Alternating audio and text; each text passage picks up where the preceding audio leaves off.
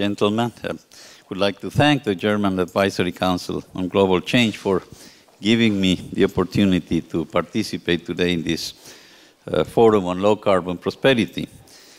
I'm going to be very ambitious and will attempt to summarize briefly 3 points. The first one is a perspective on actions of the United States government on this topic on climate change.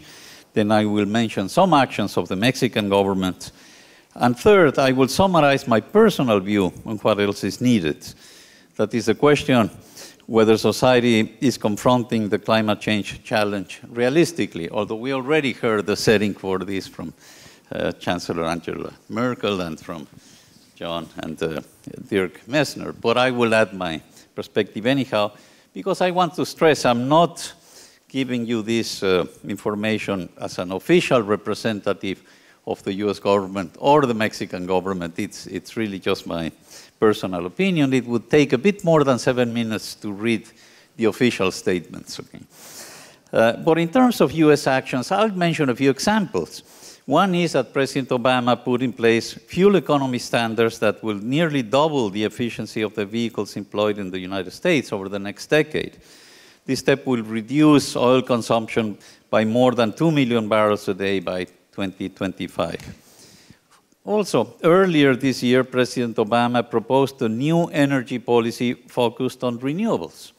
As you know, there are some tough international political problems in the United States connected with the climate change issue. These are internal problems, rather, I should say.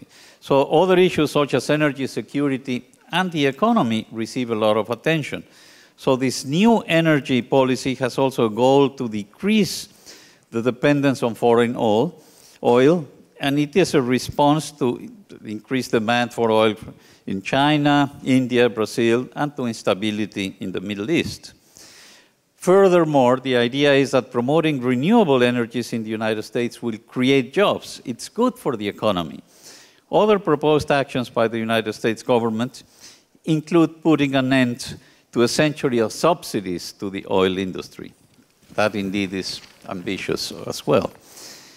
And just a couple of days ago, President Obama announced that he's pressing Congress to invest in American clean energy manufacturers who create American jobs through innovation of new technologies and new fuels that reduce the reliance on foreign oil and lead to more secure energy sources. So let me move to the second point briefly. In Mexico, we and others are working on developing a credible economic development plan that has low carbon emissions.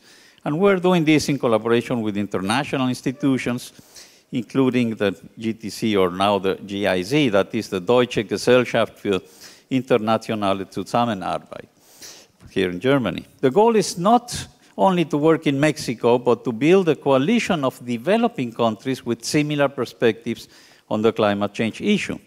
In fact, the Mexican Congress just passed a new climate change law very recently, with a compromise of reducing greenhouse gas emissions by at least 50% by 2050. That again is fairly ambitious, but I note, in parentheses, this goal is contingent on the successful implementation of an international climate change agreement, which remains to be seen, of course. And what Mexico is promoting at the moment are the so-called win-win measures, such as those connected with improving energy efficiency, removing energy subsidies, sort of along the same lines as the United States. And also, just want to mention a point that this past February, the United States, Canada, Sweden, Mexico, Ghana, and Bangladesh announced an initiative to cut methane, hydrofluorocarbons, which are replacements for the CFCs that affect ozone, and soot, that is black carbon. These are compounds that contribute significantly to climate change, accounting together for 30 to 40% of the rise in global temperatures. The main idea is that emissions of these compounds can be controlled with existing air quality regulations. And so the controls can be implemented even in the absence of an international climate change agreement. I've been involved myself in some of the research that leads to these conclusions. Let me clarify, however, that we are not proposing to reduce the emissions of these compounds instead of those of carbon dioxide, but in addition to those of carbon dioxide.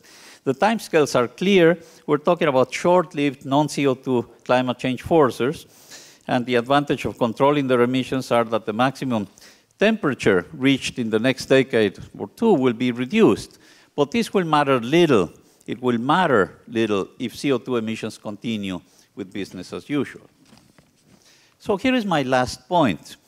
The measures we're talking about are clearly not enough to deal effectively with the climate change threats. I agree with some of the words we heard before in this forum.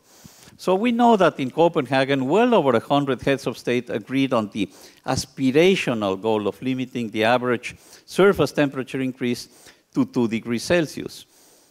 And it's often said that this is what science tells us. And it has to do with avoiding dangerous interference with the climate system, trying not to reach certain tipping points and so on. But in fact, science does not tell us what to do. It just tells us what might happen if we continue or not with business as usual. So the 2 degrees goal has to do with economics as well. It is a reasonable compromise in the sense that a tighter goal might be too expensive. And we're talking about a cost to society of the order of 1 or 2% of global GDP. The message is, though, that business as usual emissions will most likely lead to a larger cost to society, as has been so effectively communicated by Lord Nicholas Stern. We'll hear from him in a moment. And I want to make another point, that we're not just talking about economics towards the end of this century, a long-term problem. We're beginning to see effects. We're talking about effects in the near future as well. Extreme weather events. In fact, here in Germany, in Potsdam, there's some very important work pointing to the reality of these changes that we're already suffering. So it's the economy, not just for the future. It's already important. And we certainly have to get started. But society is not responding. It's responding too slowly, and the 2 degrees goal is perhaps no longer achievable. In my view, incremental or voluntary measures are not sufficient, and we do need an international agreement that places directly or indirectly a price on greenhouse gas emissions. There are difficulties with achieving such an international agreement, such as coming to a consensus between developed countries and emerging economies, but in principle, such problems can be dealt with. On the other hand, a major bottleneck at the moment has to do with internal politics in the United States, as you all know. At present, Congress in the United States will not ratify a climate change treaty, and hence countries like China or India are not likely to reduce their emissions in agreement with it, following an international agreement. The Republican Party in the United States has embraced the position of denial of climate change science, which is, in my view, a position totally unacceptable in terms of a rational interpretation of the facts. This political reality is the reason that the words climate change do not appear in the announcements on energy policies made by President Obama that I referred to a minute ago. President Obama is, in fact, personally very convinced that we need to work hard for these goals, but the political reality prevents, of course, much stronger positions to be dealt with. And yet the science of climate change is well established, both by theory and by observations, as evidenced by the support of major organizations worldwide, such as the National Academies of Sciences, other professional organizations. Of course, uncertainties do remain in the science as well as in the economics of the climate change issue. But there is little doubt, in my view, that the risk of inaction is truly significant, and there are plenty of precedents for society and for people to act in the face of uncertainties that are much larger than those characterizing the climate change threat. But let me finish saying that I'm optimistic. There are indications of divisions within the Republican Party in the United States. And perhaps taking into account that the extreme climate events, such as heat waves, floods, droughts, will most likely continue in the next few years, I believe that society will be further convinced, even in the United States, that the climate change threat is real, that urgent action is warranted, and that science and rationality should in the end prevail.